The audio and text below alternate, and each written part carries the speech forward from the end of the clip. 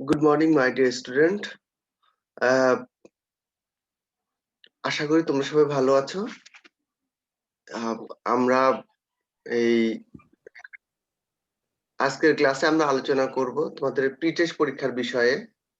মূলত তোমাদের intermediate board পরীক্ষার বিষয়ে আলোচনা করব। যেহেতু তোমাদের ইন্টারমিডিয়েট পরীক্ষাটা এই জুলাইতে শুরু হওয়ার সম্ভাবনা রয়েছে এবং মোটামুটি বেশ কিছুটা সময়ও আছে এই বাসায় স্টাডি করার জন্য। এই তোমরা যদি এই সময়টাকে যদি কাজে লাগাতে পারো, বিশেষ করে আমরা যদি প্রি-টেস্ট পরীক্ষাটা যদি একটু আগে নিয়ে নিতে পারি, তারপরে আমরা তোমাদের ক্লাসটা শুরু করাতে পারবো পুরোদমে। এখন যদি প্রি-টেস্ট পরীক্ষাটা যদি না নিই, অনেকে কি করবে যে লাগামহীনভাবে যেভাবে পড়ালেখা বাদ দিয়ে বাহিরে ঘোরাফেরা করছে ওভাবেই থাকবে। শেষে কি হবে? টেস্ট পরীক্ষায় দেখা যাবে যে অনেক ফেল করেছে এবং তারপরে কি হবে? যখন বোর্ড পরীক্ষা শুরু হবে তখন দেখা যাবে আমাদের কলেজে ধসে গেছে। মানে ব্যাপক ফেল করবে। তখন তো খুব খারাপ লাগবে। তোমার নিজের কাছেও খারাপ লাগবে যে আমাদের কলেজের এই অবস্থা হলো।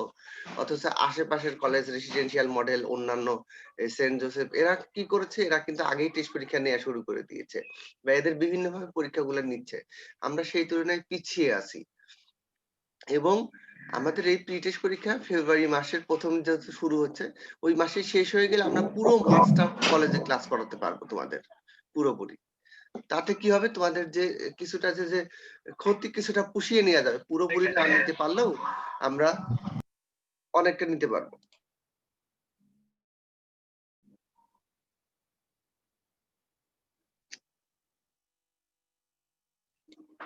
পুরোপুরি না নিতে পারলেও কিছুটা আমরা পুষিয়ে নিতে পারবো। এই লক্ষ্যেই কলেজে তোমাদের এই প্রি-টেস্ট পরীক্ষা নেওয়া হচ্ছে যাতে তোমরা পড়ার মধ্যে আসো। তোমরা যদি পরীক্ষা কিন্তু খারাপ লাগে সবার কাছেই। ঠিক আছে? এটা জানার কথা।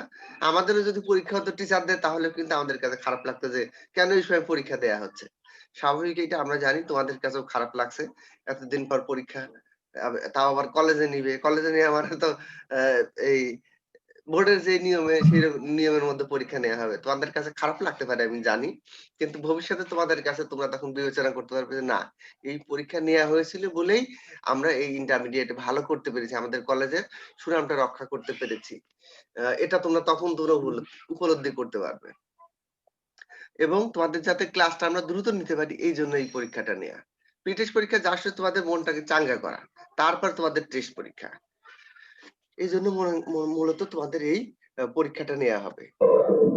যা হোক তোমাদের গ্রামাটিক্যাল আইটেম অনেকগুলো আলোচনা করা হয়েছে। মোটামুটি মনে হয় শেষ। তারপরেও এই গতদিন আমি এই আ জ্যামের জন্য বা ওইদিকে আ গাবতলীর ওইদিকে ব্রিজ ভাঙার জন্য আমার যেতে সমস্যা হয়েছিল। সন্ধ্যায় ক্লাস দিয়েছিলাম। অনেকে অংশগ্রহণ করতে পারোনি। যা হোক এই ঐদিন আমি আলোচনা করেছিলাম স্পেশাল ইউজ অফ ওয়ার্ডস অর্থাৎ কিছু আ বিশেষ ধরনের শব্দের বা শব্দগুচ্ছের ব্যবহার। তোমাদের ইংলিশ এই কোয়েশ্চেন এর ৩ নাম্বার কোয়েশ্চেন সম্ভবত ওটা আছে। ওই কোয়েশ্চেন এর আলোকে আমরা আলোচনা করব। ওই স্পেশাল ওয়ার্ড যেগুলো আছে, ওইগুলো শুধু যে স্পেশাল ওয়ার্ড হিসাবেই আসে, ওটা আবার আসতে পারে তোমাদের এই কমপ্লিটিং সেন্টেন্স এর জন্য ওই আইটেম গুলো কিন্তু খুব বেশি গুরুত্বপূর্ণ। কমপ্লিটিং সেন্টেন্স অর্থাৎ একসাথে তোমার দুটো হয়ে যাচ্ছে এটা। আবার কমপ্লিটিং সেন্টেন্স এর বা ওই যে স্পেশাল ওয়ার্ড যে আছে, এগুলোর কিছু আবার আছে সিম্পল, কমপ্লেক্স, কম্পাউন্ড ওখানেও ব্যবহার করা হয়। সুতরাং তোমাদের একসাথে ৩ টা জিনিস হয়ে যাবে ওখান থেকে।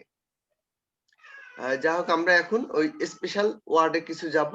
আর তোমাদের আরেকটা বিষয়, ইংলিশ ফার্স্ট পেপারে তোমাদের যে সিলেবাস আছে ওখানে এই আ বিভিন্ন ইউনিটের নামগুলো দেয়া আছে বা টেস্ট পেপার থেকে পুরাতন যে ইউনিট গুলো সাধারণত বেশি আসে ওইগুলোই আ ইম্পোর্টেন্ট। তারপর আমি দেখি চেষ্টা করব যদি আগামীকাল কিছু দেয়া যায় কিনা। তোমাদের গ্রুপের মধ্যে আমি ছবি তুলে যদি দেয়া যায় কিছু ইউনিটের নাম বা লেসন সেটা আমি চেষ্টা করব।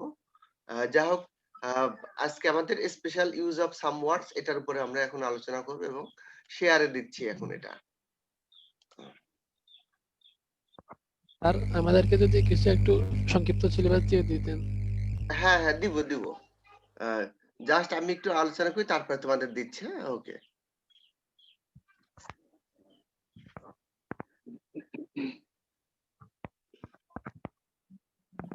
দেখি তোমাদের সিলেবাসটা বিষয়ে কিছু করা যায় নাকি, আমি দেখছি, দাঁড়াও।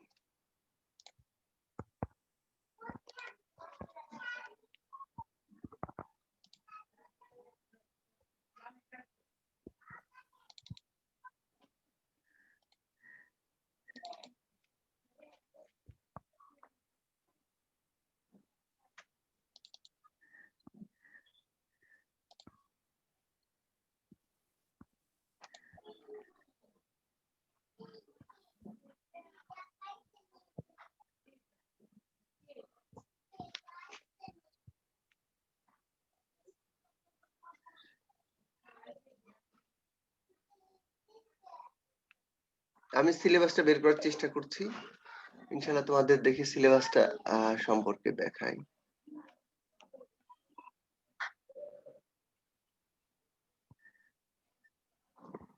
আশ্চর্য, এত লেট কেন বুঝতেছি না।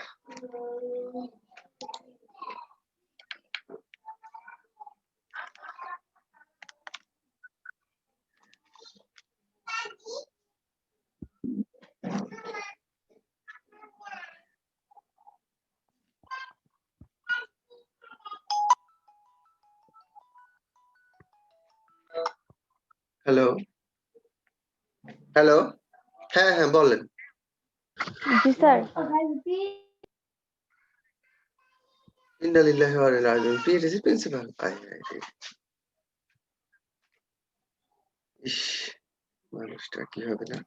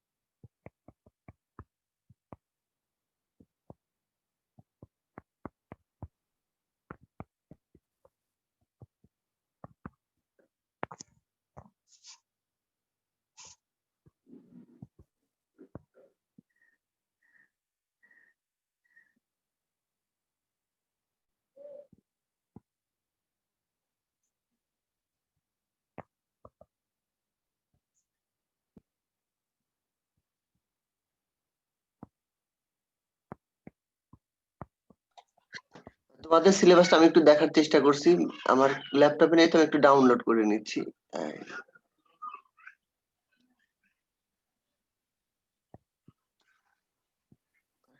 সিলেবাসটা আসছে না কেন,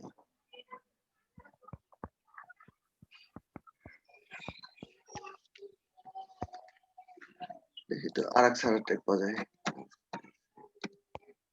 শিকুর রহমান স্যারের টাতে পাওয়া যায় কিনা দেখি।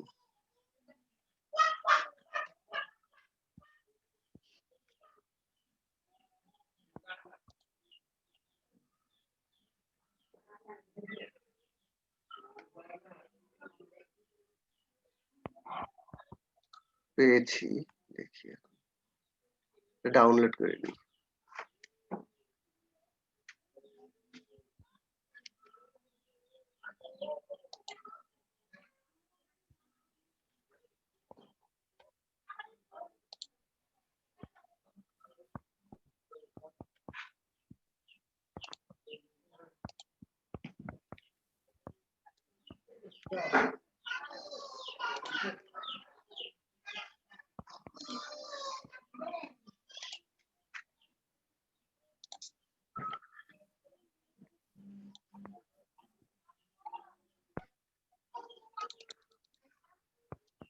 আচ্ছা, কোনটা দেখি, ফার্স্ট ইয়ার ফাইনাল খালি আসে কেন, আর গুলো কোথায়।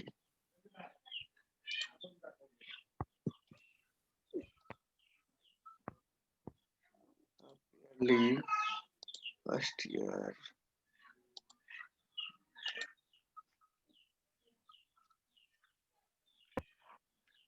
হ্যাঁ, দেখা যাচ্ছে না, কি এক মুশকিল। যাও। আসসালামু আলাইকুম স্যার। ওয়ালাইকুম সালাম। আচ্ছা, এই সরি, আমি সিলেবাসটা এই দেখছি না, দাঁড়াও একটু আমি অন্য রুম থেকে নিয়ে আসি, দাঁড়াও। ইলা, একটু খোলো তো দরজাটা।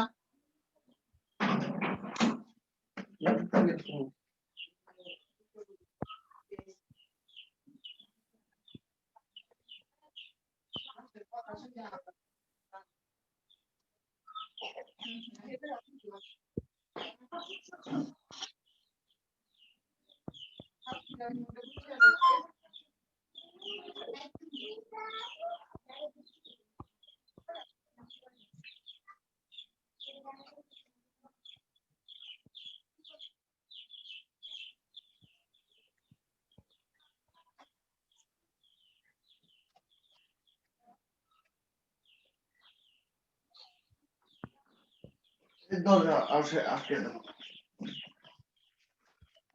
সুপ্রিয় শিক্ষার্থী, সিলেবাসটা আমি দেখতে পাচ্ছি না তোমাদের। যা হোক, আম, একটু বলি, তোমাদের সিলেবাসের মধ্যে ওই অনেকগুলো বিশেষ করে সাজেশন দেয়া আছে, যেমন প্যারাগ্রাফের সাজেশন দেয়া আছে, রিপোর্টের সাজেশন দেয়া আছে। আহ, এইগুলো আমি কিছু কাটছাট করে দিতে পারি তোমাদের চাইলে। দাঁড়াও দেখি।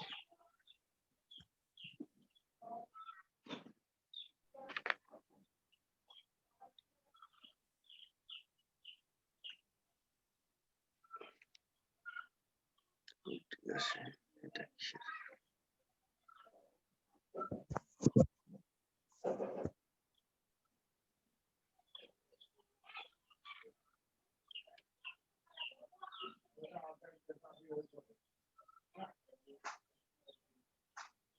হ্যাঁ, যা হোক, তোমাদের এই সিলেবাসে যেটা, ওখানে কিন্তু অনেকগুলো আইটেম তোমাদের এই সাজেশন হিসাবে দেয়া আছে। যেমন রচনা কিন্তু আমি সাধারণত বোর্ড পরীক্ষার জন্য এই 10-15টা দিই, কিন্তু তোমাদের ওখানে 5-6টা মনে হয় দেয়া আছে তোমাদের সিলেবাসে। এরকম প্যারাগ্রাফে এরকম 5-7টা করে দেয়া আছে, কিন্তু আমি যখন বোর্ড পরীক্ষার জন্য দিব সেখানে কিন্তু 10-15টা থাকবে। ঠিক আছে, এখানে মোটামুটি কম করে দেয়া আছে, তারপর যদি কমানো যায় আমি চেষ্টা করব তোমাদের আগামী ক্লাসে দেওয়ার জন্য। ওটা আমি কম করে দেওয়ার চেষ্টা করব। স্যার গ্রামার আইটেম গুলো কমিয়ে দিলে ভালো হয়। হ্যাঁ, গ্রামার আইটেম গুলো সিলেবাস আমার কাছে হঠাৎ করে নেই। কেউ কি শেয়ার দিতে পারবে নাকি? দেখি তো, মেসেঞ্জারে দিলে তো এটা দেখতে পারতাম। সিলেবাসটা যে কোথায়?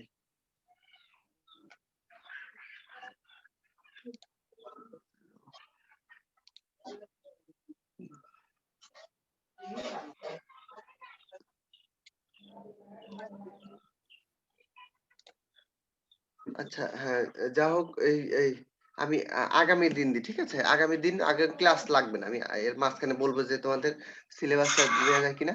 যা হোক, আমি এই আজকের ক্লাসে যাই, ঠিক আছে? নাই, একদম দেরি হয়ে যাচ্ছে তোমাদের ক্লাসটা।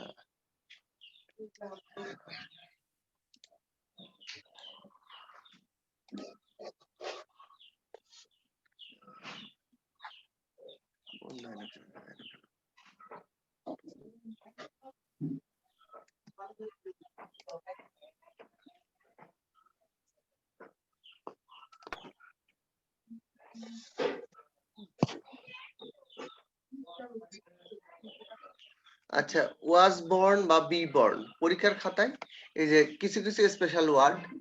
আচ্ছা, সুপ্রিয় শিক্ষার্থী, দেখা যাচ্ছে কি? একটু বলো। জি স্যার। হ্যাঁ, দেখো, ওয়াজ বর্ন বা বি বর্ন এটা হচ্ছে স্পেশাল ওয়ার্ডের কিছু। এটা তোমরা স্যার আর জানো। একটু জুম করলে ভালো হয়। আর একটু জুম করলে না? ঠিক আছে, ঠিক আছে, দাঁড়াও। বোল্ড করে দিই, তাহলে দেখতে সুবিধা হবে। আর একটু বোল্ড করে দিই, বড় করে দিই। দেখো, নাও, ঠিক দেখো, আছে স্যার। আর একটু বড় করে দিই। ওয়াজ বর্ন বা বি বর্ন, যেটা পরীক্ষার খাতায় বি বর্ন লেখা থাকতে পারে। বি বর্ন মানে জন্মগ্রহণ করা। ওয়াজ বর্ন অর্থাৎ তোমাকে খেয়াল করতে হবে, কারো জন্মগ্রহণ করা, এটা হবে প্যাসিভ ভয়েসে হবে, ঠিক আছে? প্যাসিভ ভয়েসে। হ্যাঁ, যেমন হচ্ছে আমি জন্মগ্রহণ করেছি, তাইলে আই হ্যাভ বর্ন হবে না, আই ওয়াজ বর্ন হবে। আমি আমি এবং সে একই দিনে জন্মগ্রহণ করেছে। I and he were both were born, were born অর্থাৎ দুইজন হলে পারে ওয়ার, একজন হলে ওয়াজ বর্ন, এভাবে দিতে হবে। একের অধিক হলে ওয়ার, একজন হলে ওয়াজ, এভাবে দিতে হবে বর্ন। এই বর্নটা কোথায় কোথায় সাধারণত কোন স্থানে, মনে করো আমি ঢাকায় জন্মগ্রহণ করেছি, আমি ইউএসএ তে জন্মগ্রহণ করেছি, এই ধরনের। অথবা হতে পারে আমি অমুক পরিবারে, মনে করি শেখ মুজিবুর রহমান শেখ পরিবার জন্মগ্রহণ করেছে, আরেকজন হচ্ছে খন্দকার পরিবার জন্মগ্রহণ করেছে, চৌধুরী পরিবার জন্মগ্রহণ করেছে, এই ধরনের। ঠিক আছে, অর্থাৎ কোন পরিবার বা কোন বংশের কথা বলবে। যেমন রবীন্দ্রনাথ ঠাকুর জোড়াসাঁকোতে কোন স্থানের নাম বুঝাবে, অথবা এই এই এই সময়ের কথা বলবে, অর্থাৎ কত সালে। হ্যাঁ, বলবে যে মনে করো 1917 সালে জন্মগ্রহণ করেছেন, হ্যাঁ, বঙ্গবন্ধু শেখ মুজিবুর রহমান, হ্যাঁ, Sheikh Mujibur Rahman was born in 1917, এই ধরনের বলবে। অর্থাৎ এই জন্ম যেটা, অর্থাৎ সাল থাকবে, অথবা কোনো পরিবার থাকবে, অথবা কোনো স্থানের নাম থাকবে, এই ধরনের থাকবে। এই ওয়াজ বর্নটা ব্যবহার করা হয়। কিন্তু পরীক্ষার খাতায় যতই বি বর্ন লেখা থাকুক, তোমাকে খেয়াল করতে হবে ওখানে বি বর্ন লেখা যাবে না, ওখানে লিখতে হবে ওয়াজ বর্ন সাবজেক্ট অনুযায়ী, অথবা ওয়ার বর্ন। সাবজেক্ট যদি সিঙ্গুলার হয় তাহলে ওয়াজ বর্ন, আর সাবজেক্ট যদি প্লুরাল হয় তাহলে ওয়ার বর্ন। দেখবে আবার হচ্ছে কি, ইউ এর সাথে ইউ ওয়াজ বর্ন না, ইউ ওয়ার বর্ন। ঠিক আছে, এটা খেয়াল রাখতে হবে। তাহলে জন্ম তারিখ, জন্মস্থান থাকলে পারে, বা পরিবার থাকলে পারে, কোথায় জন্মগ্রহণ করলো সেটা থাকলে ওয়াজ বর্ন অথবা ওয়ার বর্ন হয়। এখানে একটা উদাহরণ দেওয়া আছে, Tanvir was born in 18 September 2011। দেখো ওয়াজ বর্ন হয়েছে, সিঙ্গুলার নাম্বার তাই। এখন আমরা দেখব পরেরটা, হ্যাভ টু এবং হ্যাজ টু। এটা আবার একটু নিচের দিকে নিয়ে আসি স্ক্রল করে।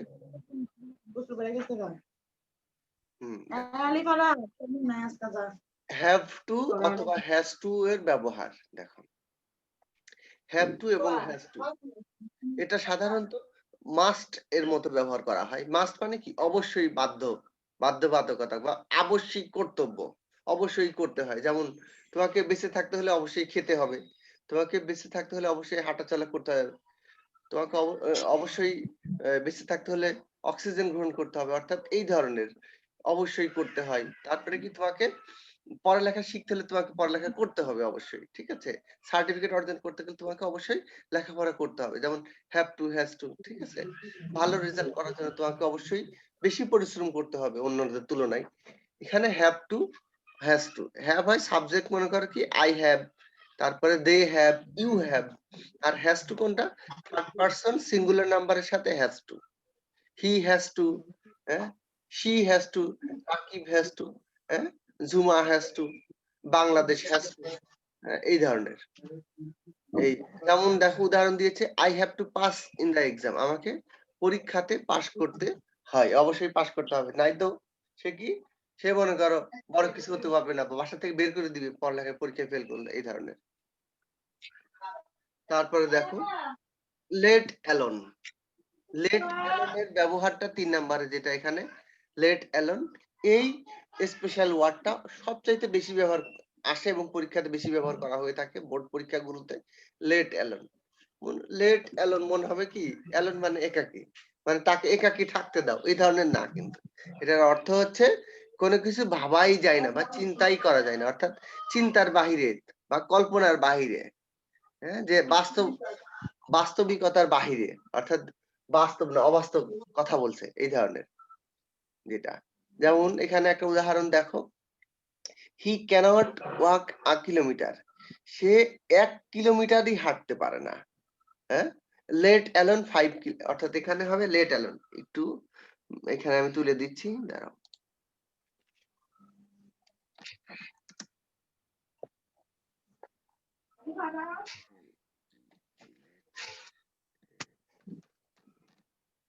লেট অ্যালোন,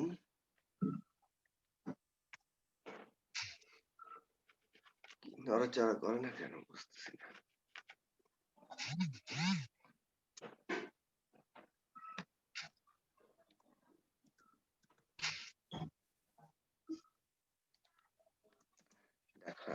এখানে হবে let alone. He can not walk a kilometre. সে এমন একটা ব্যক্তি যে সে গাড়ি টাড়ি ছাড়া চলতে পারে না। সে কখনো ১ কিলোমিটারই হাঁটেনি, পায়ে হাঁটেনি। Let alone ৫ kilometre. তার পক্ষে ৫ কিলোমিটার হাঁটে, এটা চিন্তা করা যায়? ভাবা যায়? অর্থাৎ সম্ভব নয় এটা। অর্থাৎ সে যদি মনে করো এই ৪ কিলোমিটারও হাঁটতো তাহলে বিশ্বাস করা যেত না সে ৫ কিলোমিটার হাঁটা তার পক্ষে সম্ভব। কিন্তু সে কখনো ১ কিলোমিটারই হাঁটেনি, সে বলে ৫ কিলোমিটার হাঁটবে। অথবা এরকম বলতেছে হি ক্যানট বিয়ার হ্যাঁ এই 10 কিলোজ। সে ১০ কিলোগ্রামই হচ্ছে বহন করেনি কখনো। ১০ কেজির কোনো বস্তা ব্যাগ বহন করেনি। লেট অ্যালোন হ্যাঁ আ ব্যাগ অফ 50 কেজিস কিলোস। অর্থাৎ সে মনে করো ১০ কেজির কোনো ব্যাগ বস্তা কখনোই হাতে মনে করো ও বহন করেনি। সে হলে একটা এই ৫০ কেজির একটা বস্তা হচ্ছে সে নিবে। এটা সম্ভব? সে যে ১০ কেজির ভার বহন করে না কখনো, তার জন্য অসহ্য লাগে। সে ৫০ কেজির একটা বস্তা নিবে, বহন করবে, এটা সম্ভব? অসম্ভব কথা সে বলে। অর্থাৎ এই ধরনের ক্ষেত্রে লেট অ্যালোনটা ব্যবহার করা হয়। আবার মনে করো এরকম, সে মনে করো অঙ্ক, ইংরেজি সব ক্ষেত্রেই মনে করো টেনে টুনে পাস করে। হ্যাঁ? মনে করো এই টেনে টুনে পাস করে ডি গ্রেড পায়। অর্থাৎ সে মনে করো তার পক্ষে কি অঙ্ক এবং ইংরেজিতে এ প্লাস মানে 80% নাম্বার পায়, এটা কি সম্ভব? ওইখানে লেট অ্যালোন ব্যবহার করা হয়। He cannot he cannot achieve D in C D in mathematics and English. সে ম্যাথমেটিক্স, গণিতে এবং ইংরেজিতে সে ডি গ্রেডই পেতে পারে না। হ্যাঁ? পায় না মানে এমন। লেট অ্যালোন হ্যাঁ? এ প্লাস। অর্থাৎ সে ম্যাথমেটিক্স এবং ইংলিশে কোন রকম টেনে টুনে ডি গ্রেডই পায় না। সে হলে কি এই এ প্লাস তুলবে ওই সাবজেক্ট গুলোতে।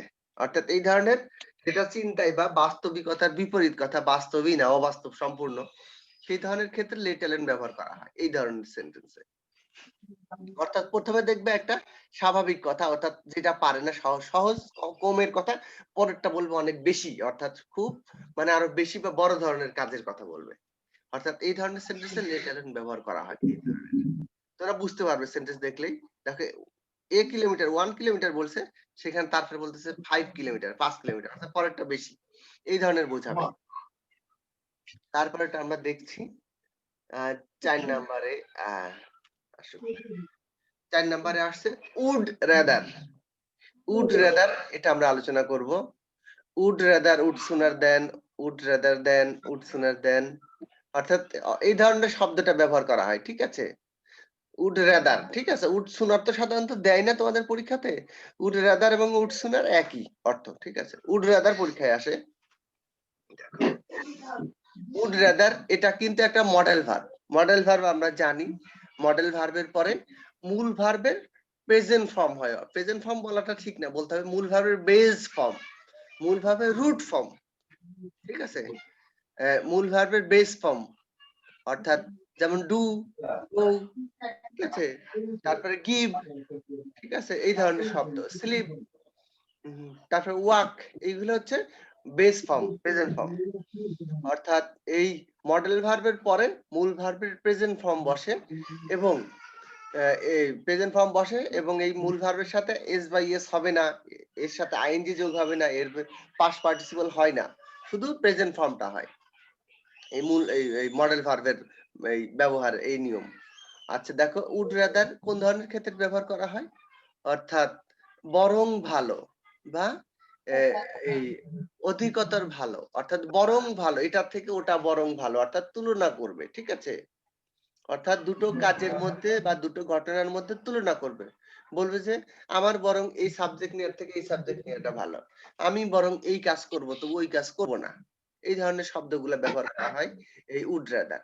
এবং একটা জিনিস খেয়াল করবে, উড রাদার যেই সেন্টেন্সে বসে সাধারণত ওই সেন্টেন্সে দেখবা উড রাদারের পরের অংশে দেখবা, উড রাদার যেখানে বসে তার থেকে পরের অংশে দেন ব্যবহার করা হয়, THAN দেন।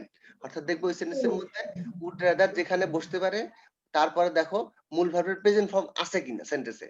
যদি মূল ভার্বের প্রেজেন্ট ফর্ম থাকে তারপরে দেখো এক বা দুইটা ওয়ার্ড পরে দেন আছে কিনা, ঠিক আছে? দেখো মূল ভার্বের পরেই দেন পাইলে বা একটা দুইটা ওয়ার্ডের পরেই দেন, তাহলে যদি দেন পাই তাহলে পারে কি মূল ভার্বের প্রেজেন্ট ফর্ম এবং দেন যদি থাকে তাহলে আমরা চোখ বন্ধ করে উড রাদার ব্যবহার করতে পারবো।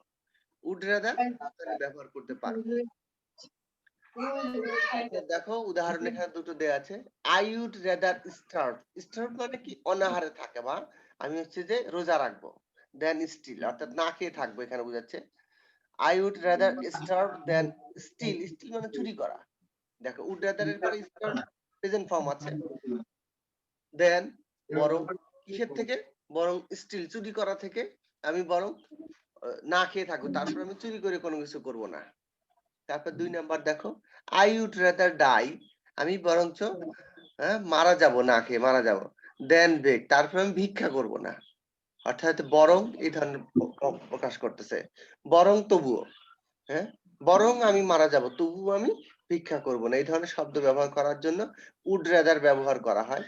উড রাদার এর পরে মূল ভার্বের প্রেজেন্ট ফর্ম থাকবে সেন্টেন্সে দেখবে, এবং তারপরে দেখবে দেন আছে, THAN দেন। তাহলে তুমি ক্লিয়ার ভাবে গ্রামার যদি নাও জানো তখন দেখবে যে প্রেজেন্ট ফর্ম আছে এবং দেন আছে, হ্যাঁ পরে আরেকটা ভার্ব আছে ওইটাও প্রেজেন্ট ফর্ম। দেন এর আগেরটাও প্রেজেন্ট ফর্ম, পরেরটাও প্রেজেন্ট ফর্ম। দেখো স্টার্ভ এটাও প্রেজেন্ট ফর্ম, স্টিল এটাও প্রেজেন্ট ফর্ম। তারপরে নিচেরটা দেখো ডাই এটাও প্রেজেন্ট ফর্ম, তারপরে বেগ এটাও প্রেজেন্ট ফর্ম।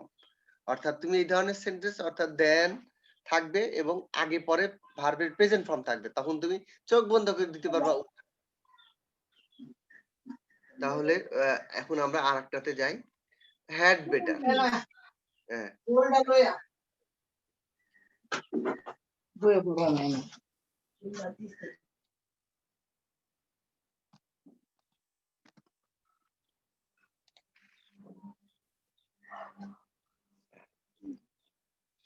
Had better. দেখো হ্যাড বেটার এটাও কিন্তু মডেল ভার্ব। মডেল ভার্ব হচ্ছে আমরা আগেই বললাম, মডেল ভার্ব হচ্ছে উড রাদার মডেল ভার্ব হিসেবে ব্যবহার করা হয়, have to has two modal verb হিসেবে ব্যবহার করা হয়, হ্যাড বেটার মডেল ভার্ব হিসেবে ব্যবহার করা হয়। অর্থাৎ হ্যাড বেটার এর পরে মূল ভার্বের প্রেজেন্ট ফর্ম বসে। হ্যাড বেটার এবং অনেকটা একই ধরনের, ঠিক আছে, অনেকটা একই ধরনের, কিন্তু এখানে দেন থাকবে না, ঠিক আছে। হ্যাড বেটার এবং উড রাদার একই ধরনের, অর্থাৎ প্রায় অর্থ প্রকাশ করবে, কিন্তু উড রাদারে কি দুটো কাজের মধ্যে তুলনা করবে, কিন্তু হ্যাড বেটারে দুটো কাজের মধ্যে তুলনা করবে না, এবং হ্যাড বেটারে দেন থাকবে না। অর্থাৎ দেখো একই ধরনের অর্থ প্রকাশ করবে যে বরং ভালো হবে, অর্থাৎ কিন্তু দুটো কাজের মধ্যে তুলনা করবে না, এবং দেন থাকবে না হ্যাড বেটারে, দুটোই একই অর্থ। দেখো এখানে আমরা উদাহরণ দেখি, you had better leave the place. অর্থাৎ এখানে দুটো থাকবে না, দেন টেন থাকবে না, এবং মূল ভার্বের প্রেজেন্ট ফর্ম একটাই থাকবে।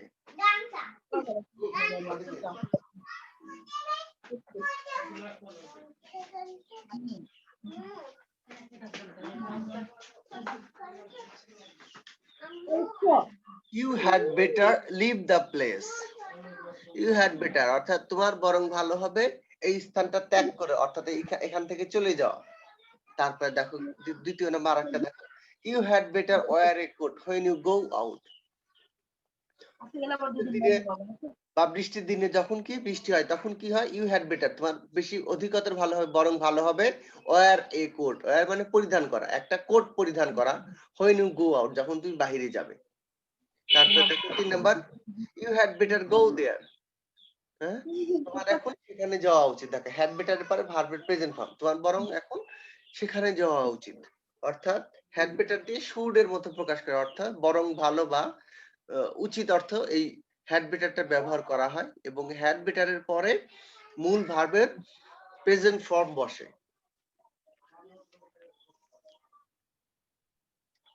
আচ্ছা তারপরেরটাই যাই আমরা,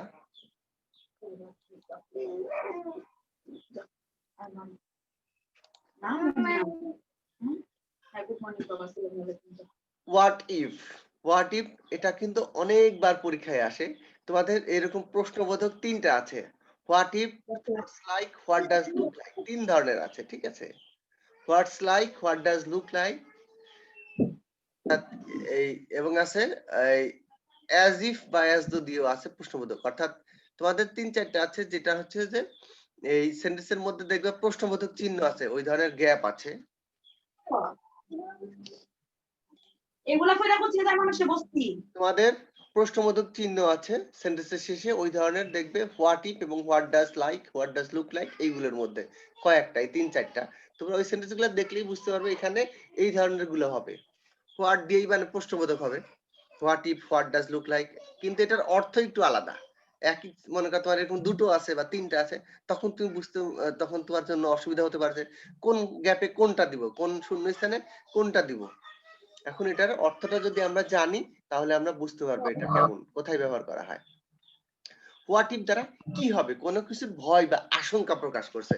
আশঙ্কা কি, কোন খারাপ কিছু বা কোনো ভালো কিছু আশঙ্কা করছে, যেমন চিন্তা করছে যে আচ্ছা আমি তো ভালো স্টুডেন্ট, যদি আমার এই সাবজেক্টে এ প্লাস মিস হয় তাহলে কেমন হবে, আমি সব সাবজেক্টে এ প্লাস পেয়েছি এসএসসি তে, এখন যদি আমার এই সাবজেক্টে এ প্লাস মিস হয় তাহলে কি হবে, অর্থাৎ আশঙ্কা করতে।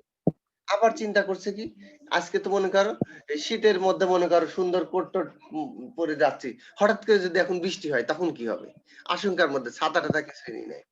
আবার মনে করো চিন্তা করতেছে যে এই যে আজকে গরম, এত গরম, হ্যাঁ বৃষ্টি হওয়ার কোনো নাম, অর্থাৎ বৃষ্টি হওয়ার সম্ভাবনা কোনো মোটেই নেই, হঠাৎ করে যদি বৃষ্টি হয় তাহলে কি হবে। আবার চিন্তা করতেছে আচ্ছা এই যে আমরা এই যে আজকে এই যে এই ঠিক সময় মতো ট্রেন স্টেশনে আসতেছি, আজকে যদি ট্রেনটা যদি ঠিক সময়ে না আসে তাহলে কি হবে, আজকে তো আমি আমার আজকে আমার পরীক্ষা আছে, যদি সময় মতো যদি ট্রেনটা না আসে, যদি না, তাহলে বাদ আমি পরীক্ষা হলে ঠিক মতো যেতে পারবো না, সঠিক সময় পরীক্ষাটা দিতে পারবো কি, অর্থাৎ আশঙ্কা করা জন্য হোয়াট ইফ ব্যবহার করা হয় এবং লাস্টে প্রশ্নবোধক চিহ্ন থাকে। এখন দেখো what if I had been in the journey, অর্থাৎ কোনো একটা মনে করো এই যে প্লেন মনে করো আমার আজকে এখানে এই জার্নিতে যাওয়ার কথা ছিল, হঠাৎ করে গাড়িটা আজকে আমার যাওয়া হয় নাই, অর্থাৎ ওই গাড়িটা অ্যাক্সিডেন্ট করেছে। এখন বলতেছে কি what if I had been in the journey, কি হতো যদি আমি ওই ভ্রমণে যদি থাকতাম, অর্থাৎ তাহলে কি আমারও ওই ধরনের হতাহতের আমি আহত বা নিহত হতাম। অর্থাৎ চিন্তা করছে আমি আমার আজকে ওখানে যাওয়ার কথা ছিল, কিন্তু ওখানে অ্যাক্সিডেন্ট হয়ে গেছে ওই গাড়িতে, আমি ওই গাড়িতে যাইনি, যদি যেতাম তাহলে কি হতো, আশঙ্কা করা হচ্ছে। দেখো এবং লাস্টে প্রশ্নবোধক চিহ্ন। হোয়াট ইফ এর ক্ষেত্রে কিন্তু ওই ধরনের না যে ভার্বের প্রেজেন্ট ফর্ম হবে, ভার্বের কন্টিনিউয়াস, এই ধরনের নিয়ম না। হোয়াট ইফ এই ধরনের সেন্টেন্স হবে আশঙ্কা করা হচ্ছে যে কি হতো, কি হবে যদি এরকম হয়, ঠিক আছে, একটা আশঙ্কা বা ভীতি চিন্তা করছে, তখন হোয়াট ইফ দিয়ে ব্যবহার করা হয়। এবং ওই সেন্টেন্সের লাস্টে প্রশ্নবোধক চিহ্ন থাকবে হোয়াট ইফ যে সেন্টেন্সে হবে, এটা খেয়াল রাখতে হবে। আর এখানে 7 নম্বরে দেখতে পাচ্ছি কি হোয়াটস লাইক বা হোয়াট ডাজ লুক লাইক, এটা কোথায় ব্যবহার করা হয়, কিভাবে ব্যবহার করা হয়। দেখো হোয়াটস লাইক মানে যেমন, অর্থাৎ তার আচরণটা কেমন, ঠিক আছে, তার আচরণটা কেমন।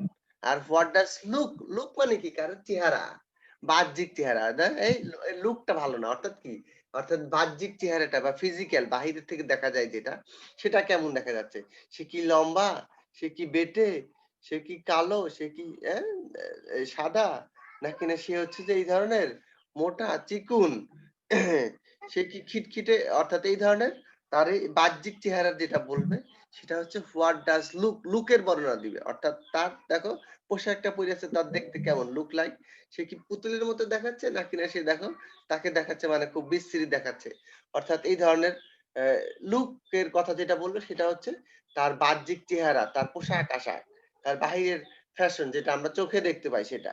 আর যেটা হচ্ছে আচরণ, তার কাজকর্মে বুঝতে পারি, তার মনের অবস্থা বুঝতে পারি, হ্যাঁ এটা তো বাইরে থেকে দেখা যায় না, সেটা হচ্ছে হোয়াটস লাইক, এই ধরনের ব্যবহার করা হয়। হোয়াট ডাজ লুক লাইক ওখানে কি হবে, বা সেখানে দুটো গ্যাপ থাকবে, হোয়াট ডাজ দিয়ে একটা গ্যাপ, আরেকটা হচ্ছে পরে অন্য কোনো ওয়ার্ড থাকবে, তারপরে আবার লুক লাইক আরেকটা গ্যাপ, অর্থাৎ 7 নম্বরে হোয়াট ডাজ লুক লাইক যেই সেন্টেন্স ব্যবহার করা হবে ওখানে ওই সেন্টেন্সে দুটো গ্যাপ থাকবে, দুটো গ্যাপ শুধু একটাই ব্যবহার করা হয়, অন্য কোনোটা কিন্তু এই ধরনের ব্যবহার করা যায় না সাধারণত। দেখো হোয়াট ডাজ লুক লাইক আর হোয়াটস লাইক, এটাও দুটো, হোয়াট ডাজ লুক লাইক এখানেও, কিন্তু হোয়াট ডাজ লুক লাইকে দুটো গ্যাপ দিতেই হবে, কিন্তু হোয়াটস লাইকে একটা গ্যাপ সাধারণত থাকে, দুই গ্যাপ সাধারণত থাকে না।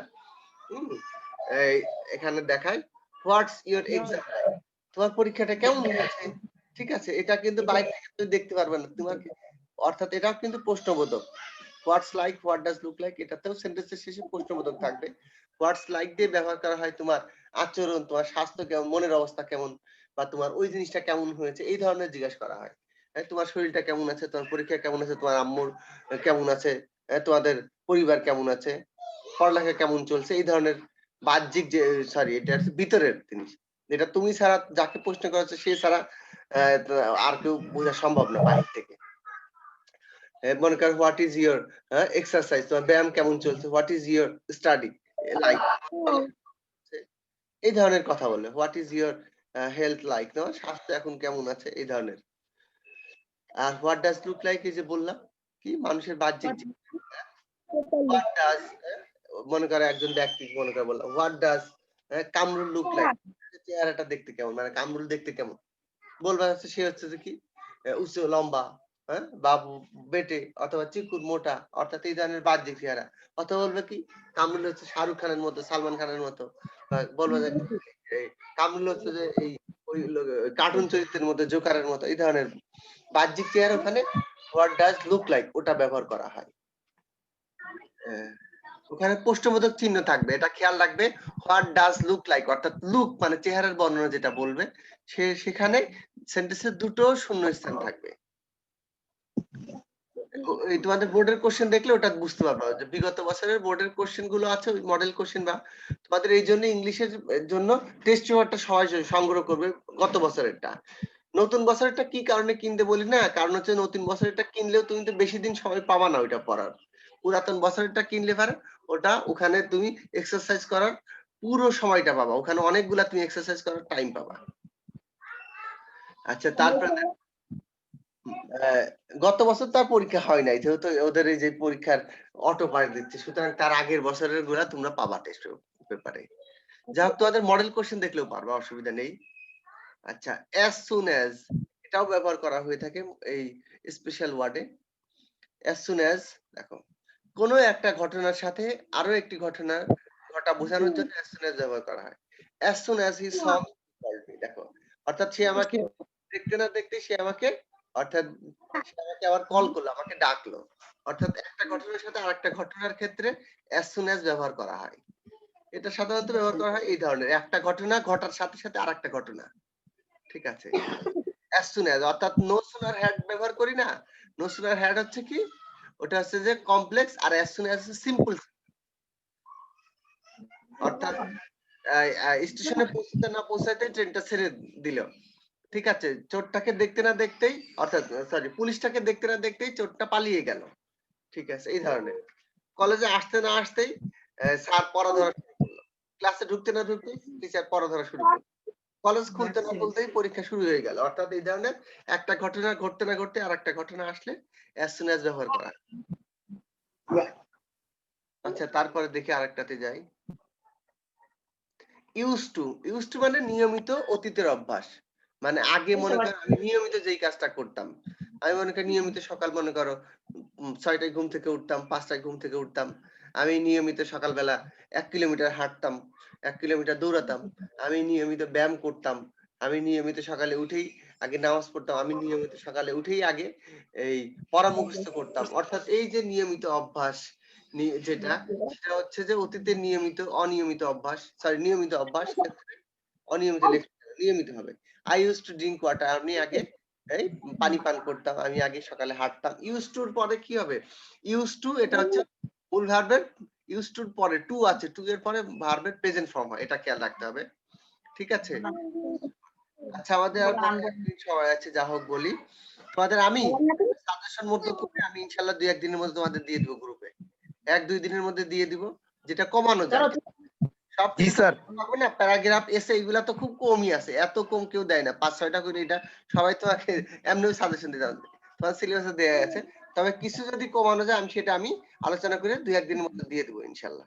ঠিক আছে, আর ই করো তোমরা এই ইংলিশ ফার্স্ট পেপারের সাজেশন দিতে পারো। ইংলিশ ফার্স্ট পেপারের যে প্যাসেজগুলো একটু বাছাই করে নি, বাছাই করে তারপর তোমাদের জন্য আমি দেওয়ার ব্যবস্থা করছি। ঠিক আছে, আর ভালো থেকো, সবাই নিজের শরীরের প্রতি যত্ন নিও। আর বোর্ডের কোশ্চেন গুলো তোমরা যদি একটু প্র্যাকটিস করো তাহলে মনে হয় ভালো করে তোমাদের বোর্ডের যে কোশ্চেন গুলো আছে মডেল কোশ্চেন, বিগত বছরের কোশ্চেন ওটা যদি করো তাহলে মনে হয় ভালো করতে